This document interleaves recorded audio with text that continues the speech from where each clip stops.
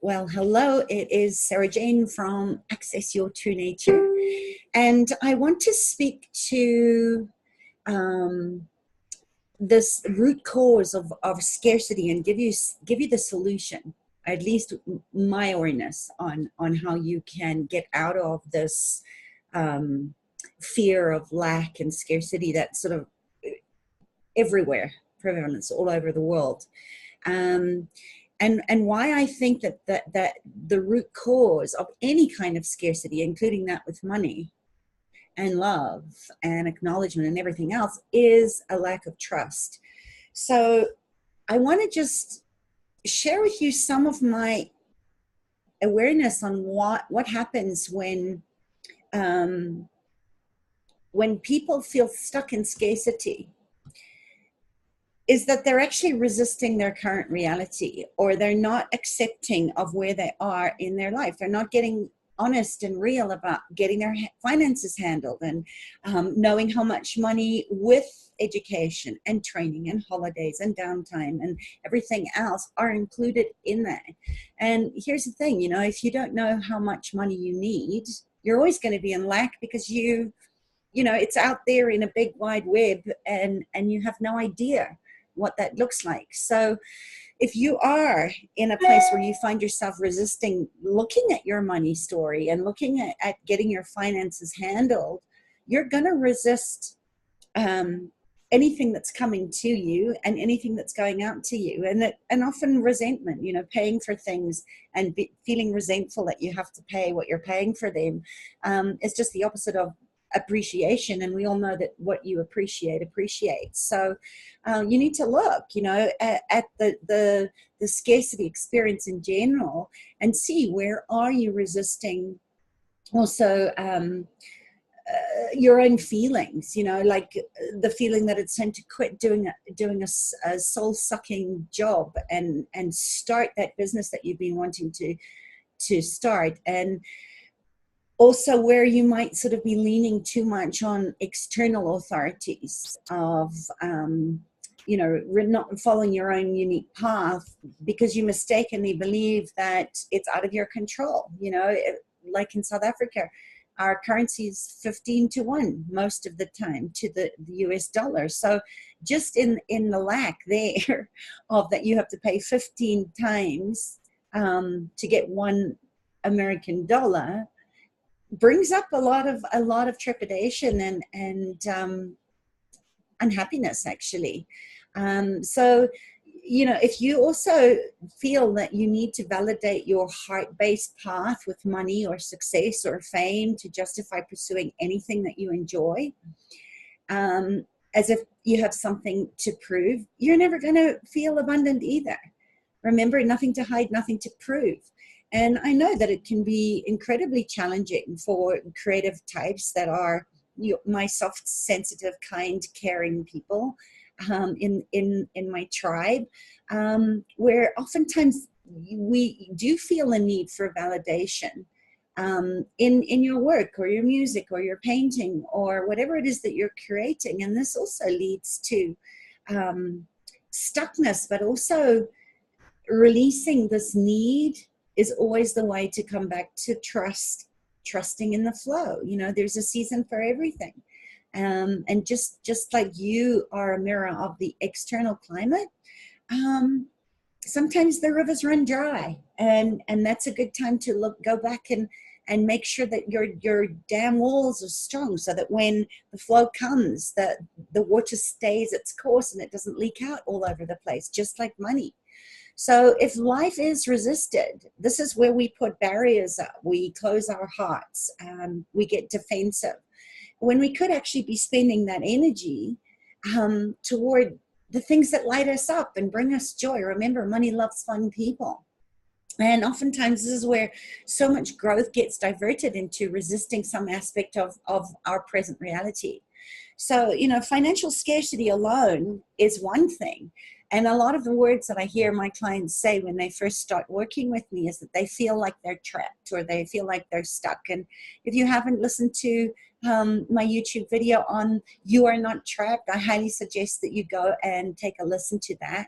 A lot of people say that they're drowning in debt, or they're in a hole, or they're in debt up to their eyeballs, and they're bogged down and exhausted and drained and worried and really addicted to worry about money.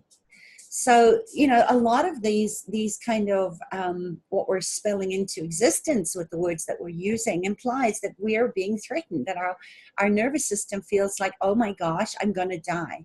And so the natural response to that kind of threat is to always resist. It's just part of our human nature.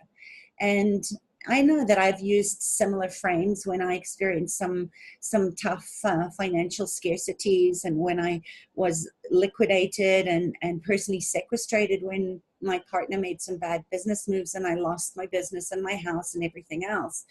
But when I sort of approached my bankruptcy back in 2004, my mindset shifted.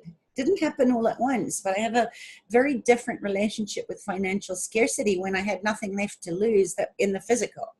You know, and that was in a way the biggest blessing that I could have gotten from a very awful experience that I wouldn't wish on anybody, is that I no longer perceive scarcity as a threat.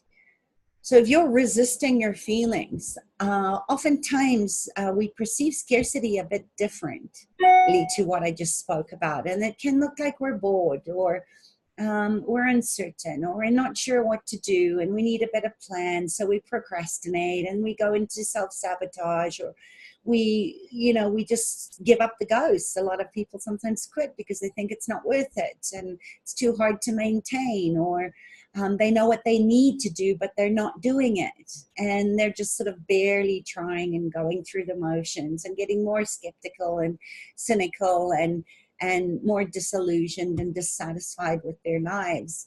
But they know something's missing, and they also know that they need accountability and more discipline. And here's the thing, you know, you can lead a horse to water, but you can't make it drink. And I think this is where I always talk about the 5 levels of commitment. You need to be fully committed physically, emotionally, mentally, spiritually, and financially in every decision or choice that you make. Because if, as you can see from the pattern, that kind of scarcity isn't perceived so much as a direct threat. It's more of a sort of low level annoying hum in the background that just keeps nagging at you, but it doesn't pain you enough to make it a priority.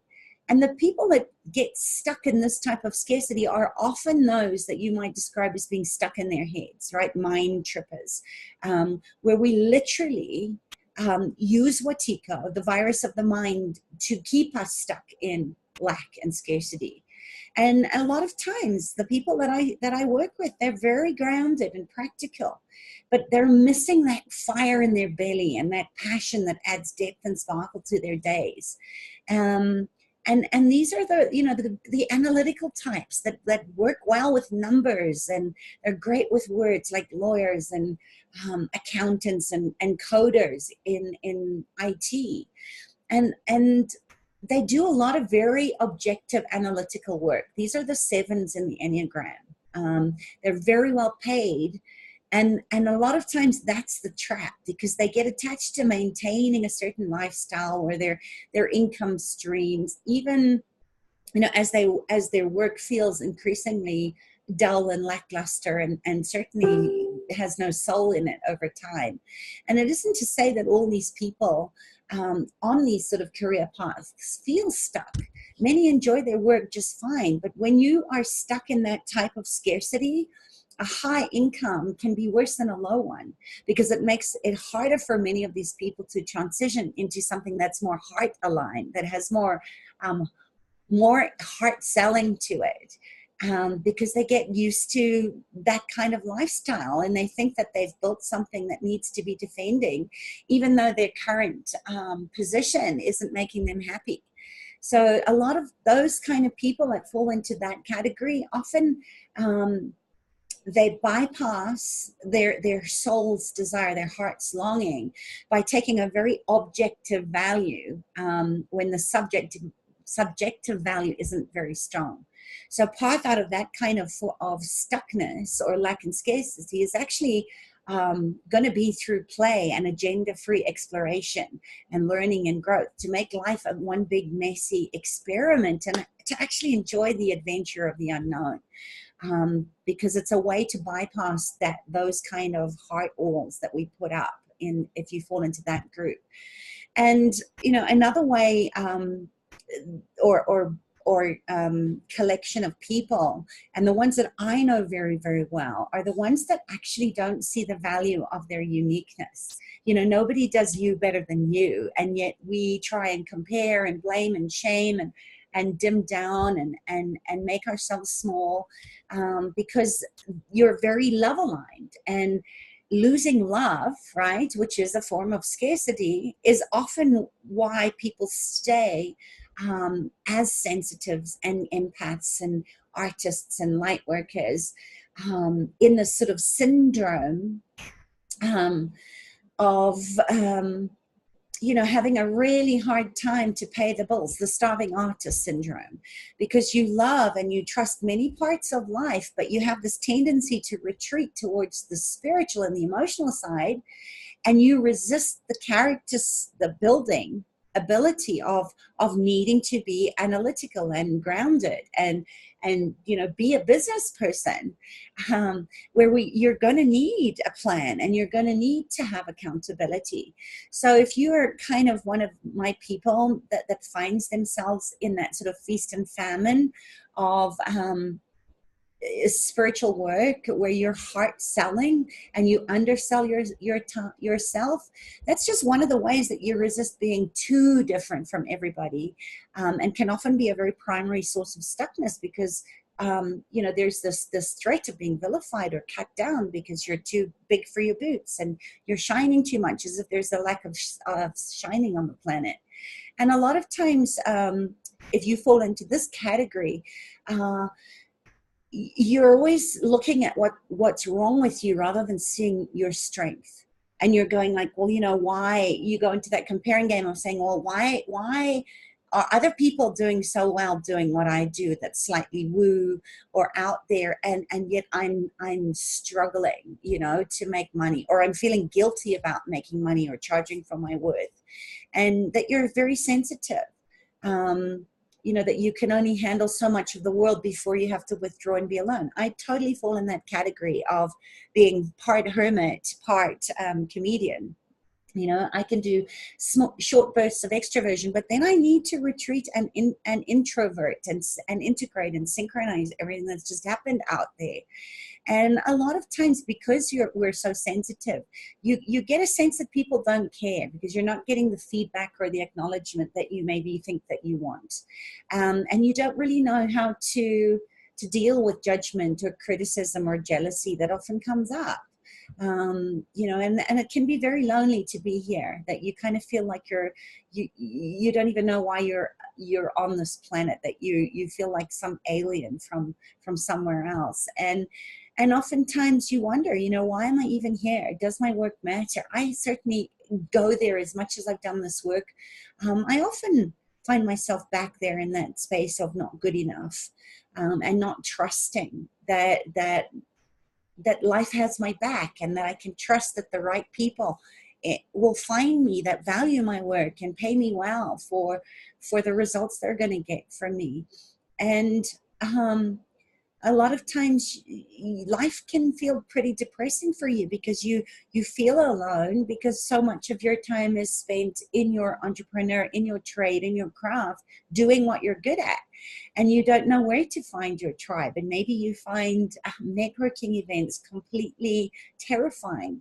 So that general nature of that form of stuckness is this resistance to one's own value, as I said, to your uniqueness, that nobody does you better than you. And a common pattern among the people in this group is that they're very sensitive, as I said, to staying aligned with their true values, with their true north. And they feel that the world is constantly violating their values and their boundaries. So it always ends up sort of going out and then retreating back in, like a little bird with a wound, a broken wing. To nurse your wounds because the world didn't receive you the way that you love the world.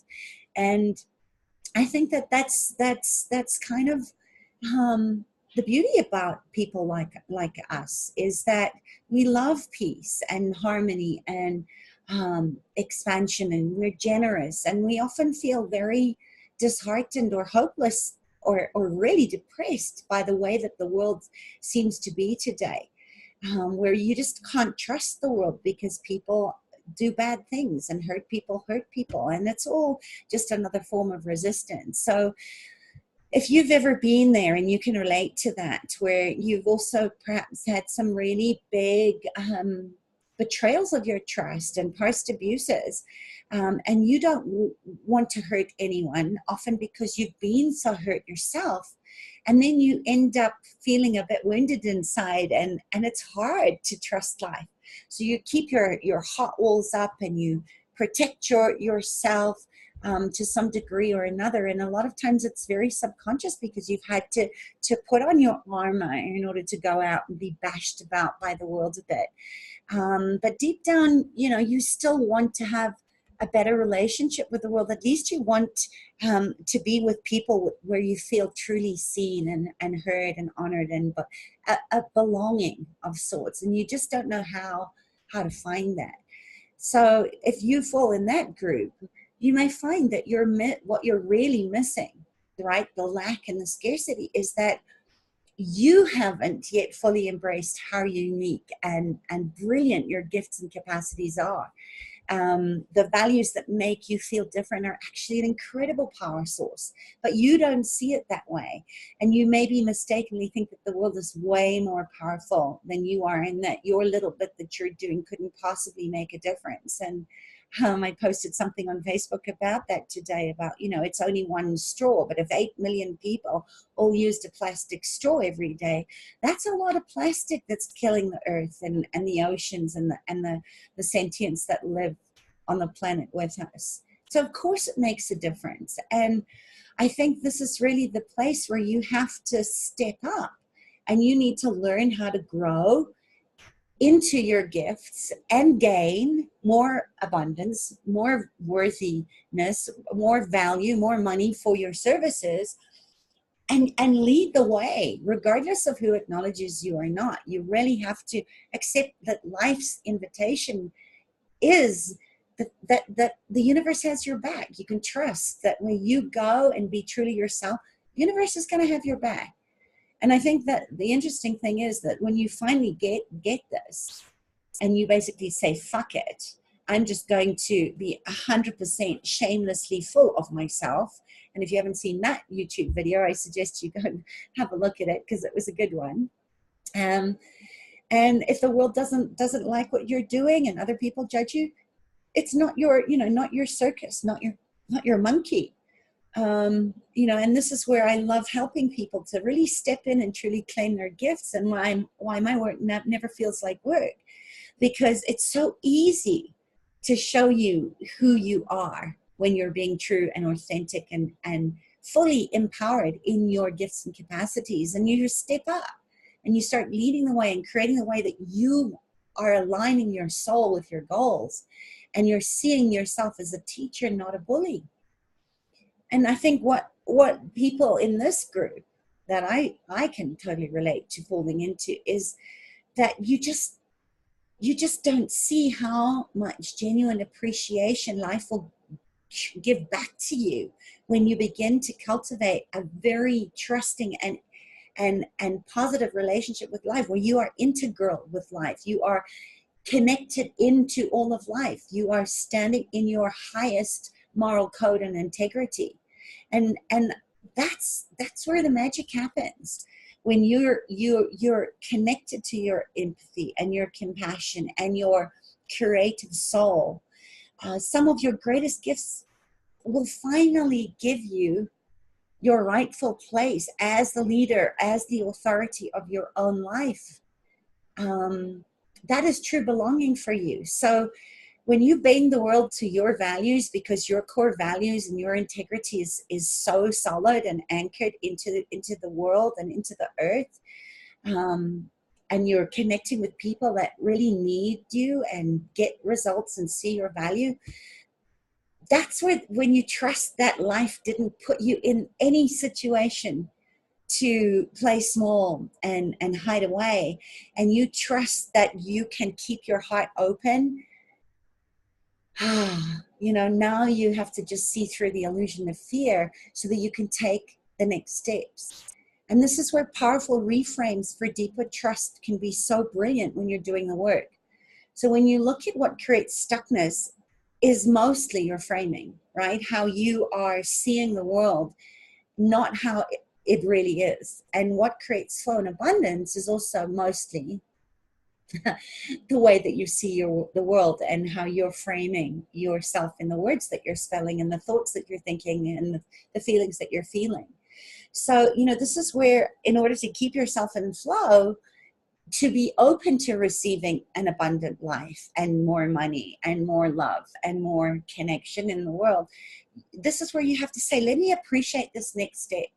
Let me remember that this challenge is a loving gift, and that life always will let me take a break when you need one. To know that no matter where you are, you're going to figure it out. And that when you let go and you appreciate the beauty in everything that is around you and inside of you, when you start to actually look at how much more playful you could make whatever it is that you're doing, or how you can make this challenge more fun, and you start to lighten up, and you're no longer in that conclusionary reality which shuts you down because you've already decided that there's no way out. The generative question, always opens you up to more. So the greatest way to do this is just to ask, if you lost everything financially, could you still live an amazing life and be happy every day? I know I certainly didn't think that I could until I physically had everything that I owned, my assets, my house, my money flows all taken away. There was almost like a relief that I didn't have to take care of my business, and I didn't have to take care of the people that I employed, and I didn't have to take care of my house. There was less to do out there, and I could really work on doing my own work. So just remember, life never threatens you. It only invites you to grow. Remember that debt, which comes from the Latin death, has no power over you. Death is, just like debt, an entry in your book of life, in an accounting ledger, right? Debt is just the minus side in front of a number, nothing but a few pixels. So paying back any debt is just a choice. It's not an obligation. So I always say to my clients, see your debt not from shame or regret or anything else, but see it as investing in you, and that you use that money well as a past investment, right? It's not debt if you know that you put it behind getting the results that you want. So if you believe that you're doing your best and you still aren't getting where you are, you're telling yourself that you're failing, just know that there's nothing to prove, nothing to hide, nothing to regret about it, because you couldn't have done it any better knowing what you knew at the time. And all you can do is learn and grow from it. And as you start to appreciate the growth, you start to, what you appreciate, including your money flows. So look at some of the generative questions that you could ask. What path do you keep thinking about and resisting? And what would you rather focus on than money? Remember that if all you do is blog for the rest of your life, you're likely going to be pretty happy doing that if you love writing. So don't make it complicated if it doesn't need to be. Food grows on trees. So what is the true nature of this reality? And I know it's not an objective place, because it's not. So what are some of the bigger challenges that you are avoiding by wallowing in this boring old story of scarcity and lack? Be willing to be more powerful than fear. You will figure this out. So look at what is the path that your heart would take. What would love do in this situation?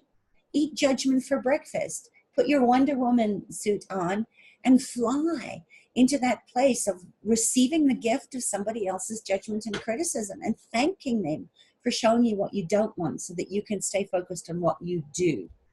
Okay? You are way more powerful than all of that.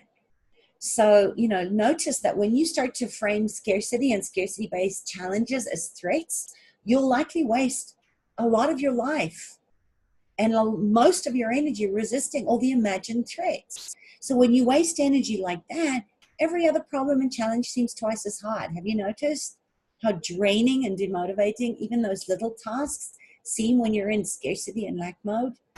Even tasks that taking very little time, like just paying a bill or washing your dishes, or folding your laundry. It seems like a big deal when you're in scarcity, and that's why people that are there often feel lackluster and tired and just bored out of their minds, bored with their own stories. So no, when you start to release the resistance and you replace it with trust in yourself, trust in the universe, trust in the people that are going to show up and pay you, trusting in the beautiful, magnificent adventure that we're on, everything gets easier because you're no longer wasting so much time on all your defensive mechanisms. So take a look at abundance as trust. What's the big picture here for you? Because a lot of times it's the perception of scarcity as a threat that stems back, way back, probably from when you were pre-verbal, 2-year-old, from a lack of trust in life. Trust is always the solution. So if you think that everything is a scarcity and you're threatened by everything, that's not true, right? That's just whatiko, this virus in your mind telling you have to fight for your life and you have to work harder and you have to hustle bigger and you have to eat your competitor after church on Sunday. And in essence, if you look at scarcity, it's just an invitation to wake yourself up and grow in the ways that truly matter. If you're feeling like you are low on resources, that's when we get this beautiful opportunity to step up and get really resourceful. And it's fun to do that when you think of all the millions of ways that you could actually create more resources for yourself. You just have to go into Fiverr.com to see what so many entrepreneurial, creative people are willing to do for $5. And when you look at that, the accumulation over time, it's not $5 anymore. It's $5 gajillion in your bank account. And also, you are already wealthy. Another one I love to say is, I am wealthy beyond measure. A lot of the money is just sitting in other people's bank accounts. It hasn't come into mine yet. And that immediately lines me up to get more resourceful. And this is where scarcity is a gift. It's one of the most powerful focusing mechanisms that's going to get your attention to get back into integrity and focus on what it is that you want and what you're great at. And then showing up so people can find you to pay you money. And when I focus on money as the answer to my problems in the past or as the solution to this perceived threat, I know that I just sank deeper and deeper into my own misery. And I literally was up to my eyeballs in debt and hiding from the debt collector. So I had to go back and look at how many times have I been in a debtor's jail in other lifetimes, and without cause, and how many people have I locked up in debtor's jails in other lifetimes, and I'm still waiting for them to come back into this lifetime and pay me. It's insane where we go with all of this stuff, and it doesn't work. So you're going to keep getting the opposite of what you want when you're there.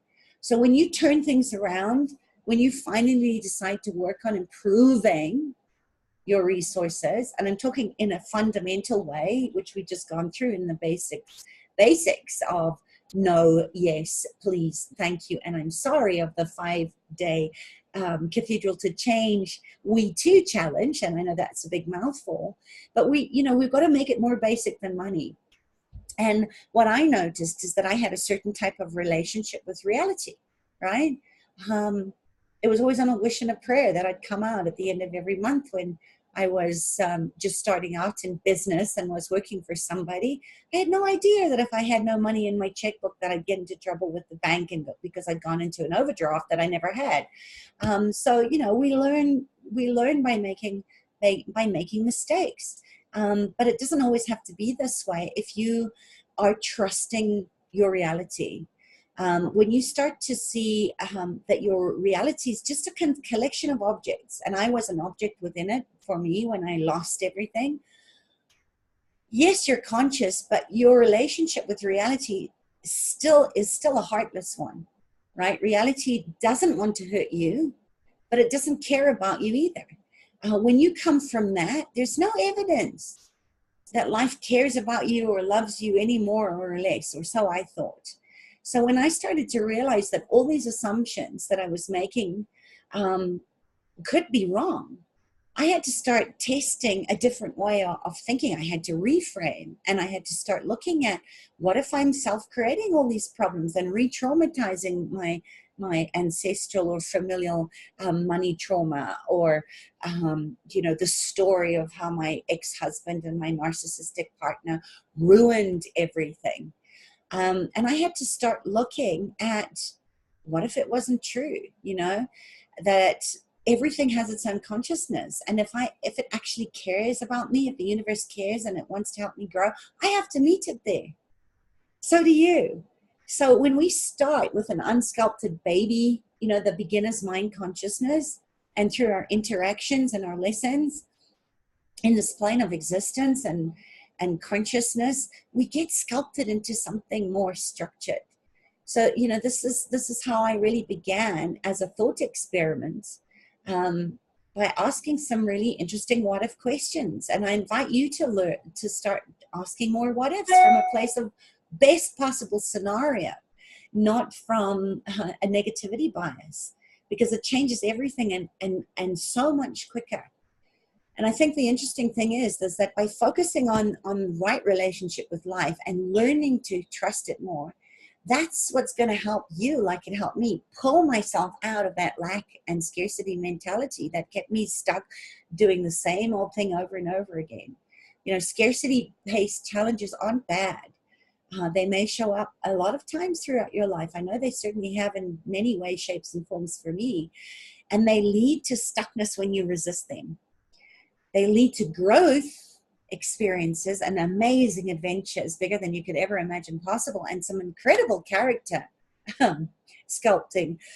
Excuse me, when you learn to trust them and you trust yourself in getting aligned with what all these experiences and challenges are trying to teach you about yourself. So when you do that, life starts to become a whole lot more fun. And I think that if you try to do things for the primary outcome of making money, you probably notice they don't always work out, because this reality tends to not match you when you're out of heart vibration with what you're creating, right? Because it's out of alignment with your purpose of life. It's like a parent guiding a small child away from something self-destructive. And in situations, it's best if the child learns to trust the parent, if the parent has the child's best interest at heart.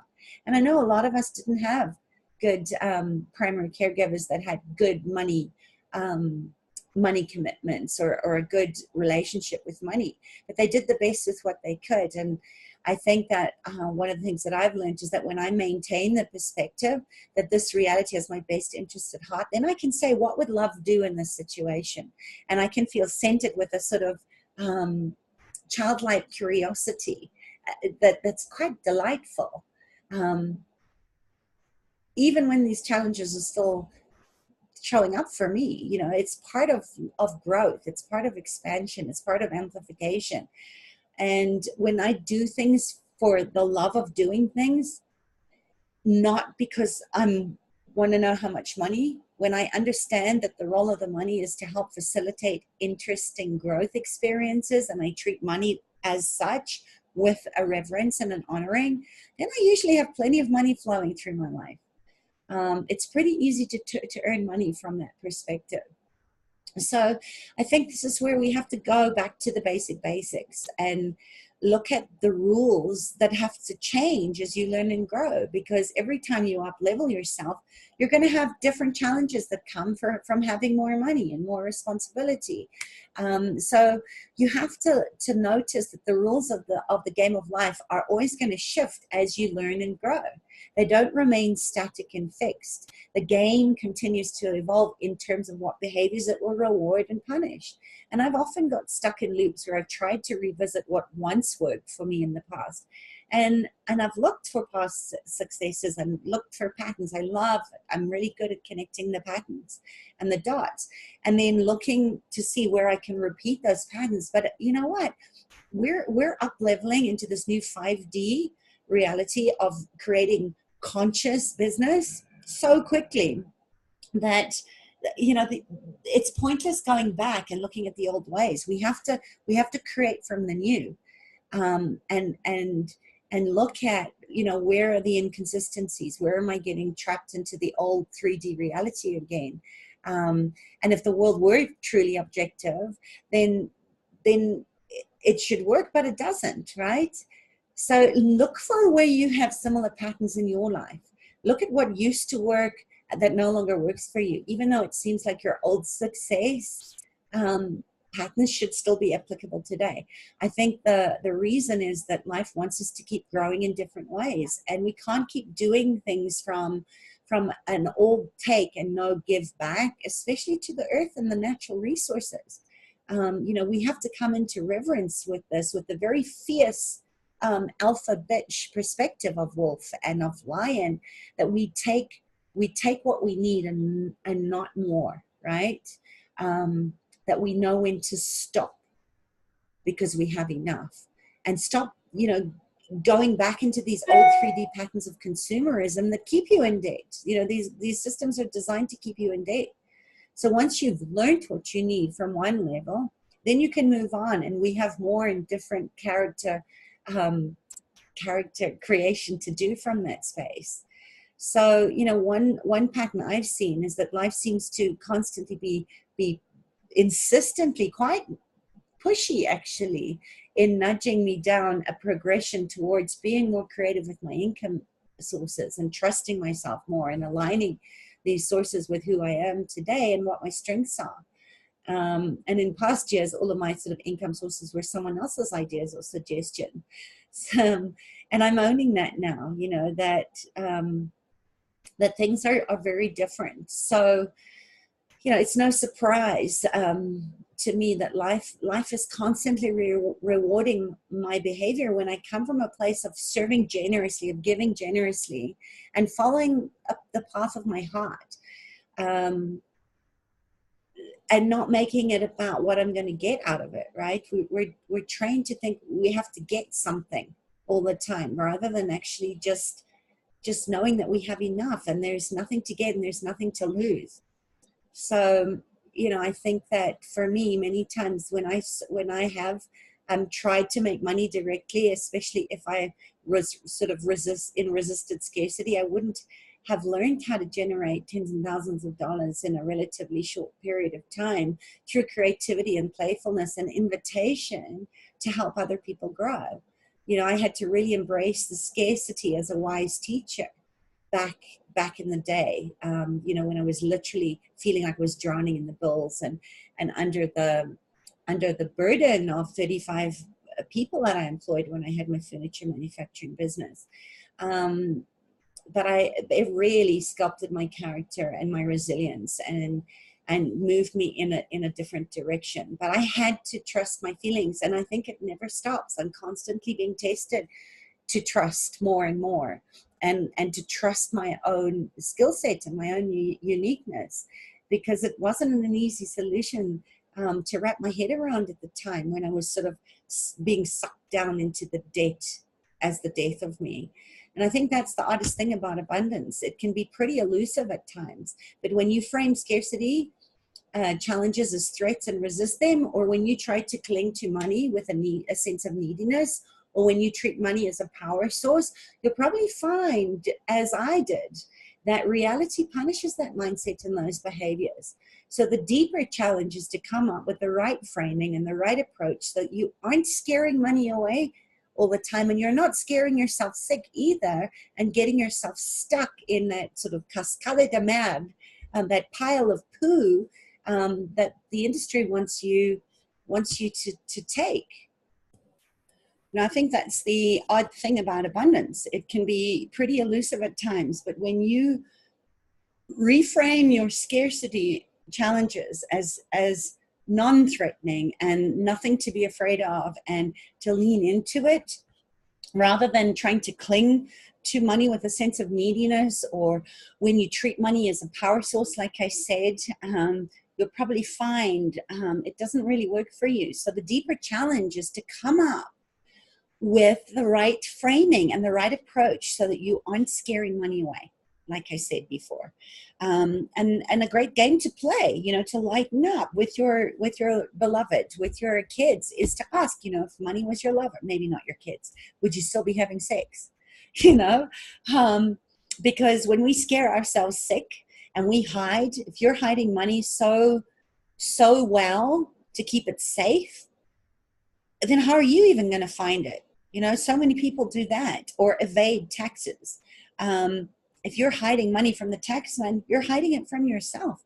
So how can money show up and find you if you're doing that? And the same goes for other forms of abundance or lack and scarcity around things like social abundance or lifestyle abundance, or you know, right relationship and with yourself and the people in your world. So, you know, it is possible to change this, but the solution tends to be counterintuitive, which is why I always speak of hard selling, because we don't tend to do business as usual, like is being done out there from a very dog win-lose reality. I know that you're part of my tribe because you're always aiming for a we too in the win-win. You're looking for what your contribution by having money can do to making a positive impact in the world. I know most women want better for their children, better for the planet. You know, we care because we feel so deeply. And I think that's why I wanted to talk about this lack of trust or scarcity with your abundance codes, and give you a way of restoring and healing trust. And I have lots and lots of resources on just how to do that, including my 30-day active appreciation course, which you can find for free on my YouTube channel. And if you're on YouTube, you'll find them below. 30 days consistency, where you just start looking at how can you give more to grow more, to gain more. And it's a beautiful, beautiful process. You know, I should be selling this perhaps for $97 according to my business coach, but that's me. You know, I want you to come and join the abundance party and really start working on appreciating that you are upgrading your abundance codes and you're getting into alignment. And you're deepening into the understanding of the mysterious aspect of how the law of appreciation and reciprocity works. So I hope that this is helpful. If you'd like to hear more about how I can support you in aligning and really getting clear on what your abundance codes are, book a 30-minute clarity session with me, but please only if you're committed to show up and do the work and you're ready to invest in this, because you can carry on doing this as you have been, and perhaps wonder why you're not getting the results, or you're in the same place you were this time last year, and that's totally fine. Or you can come and join me and let me hold you in a very loving but very fierce medicine space to getting you the results that you're asking for. So the power of choice is yours. Keep choosing to trust that we live in an abundant reality. Choose to trust that your true nature, the essence of who you are, is more than enough, and that your abundance just by showing up and being you. And I look forward to hearing your comments, questions, insights soon. Lots of love. Bye.